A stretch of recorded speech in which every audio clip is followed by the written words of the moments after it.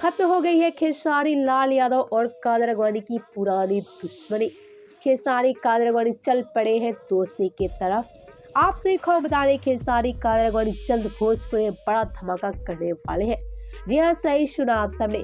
खेसारी कादर अडवाणी नए साल पे लेकर आने वाले हैं बड़ी खुशखबरी। जी हाँ, खेसारी और कादर अडवाणी के फैंस के लिए आ गई है नए साल पे बड़ी खुशखबरी। अब खेसारी कादर अडवाणी के फैंस खुशी से झूम उठेंगे। तो वीडियो में आगे बढ़े उससे पहले वीडियो को लाइक कर ले और चैनल को सब्सक्राइब कर ले। तो आपसे एक और बता दें, खेसारी और कादर अडवाणी की तरफ से आ रही है बड़ी खुशखबरी। जी हाँ, खबरों की माने तो नए साल पे खेसारी कादर अडवाणी दोस्ती की तरफ आगे बढ़ सकते हैं। आपसे एक और बता दें, खेसारी और कादर अडवाणी अपनी पुरानी विवाद पूरी तरह से खत्म कर लेंगे और खेसारी और कादर अडवाणी फिर से भोजपुरी में धमाका करने के लिए पूरी तरह से तैयार हो जाएंगे।